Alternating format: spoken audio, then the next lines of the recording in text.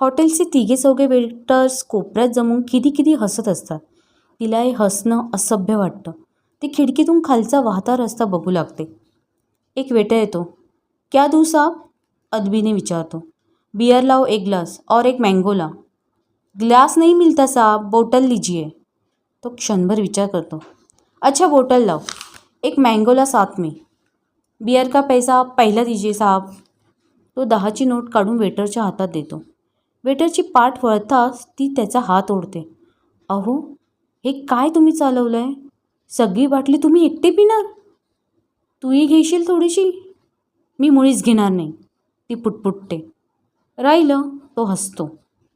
त्याच्या या सारखं हसत राहण्याच्या स्वभावाचा तिला थोडासा राग येतो. वेटरने आणलेल्या बाटल्या पाहिल्यानंतर तिला बोलणं भाग पडतं. ही सबंध बाटली तुम्ही घेणार? ती नाराजीने विचारते. बियरची बाटली मोठी असते, मँगोलाच्या बाटलीच्या दुप्पट.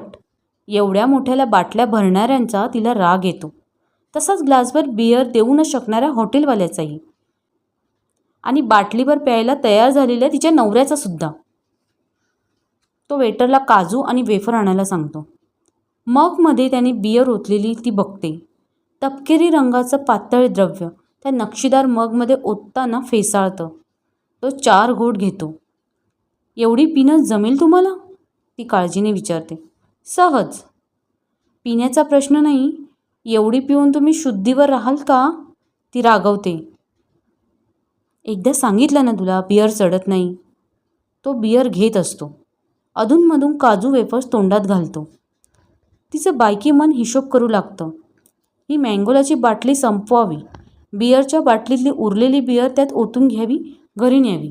सांगावं, घ्या आणि पीत बसा. हॉटेलमध्ये झिंगण्याचा धोका तरी टळेल. की आपणच थोडीशी घ्यावी? काय हरकत आहे?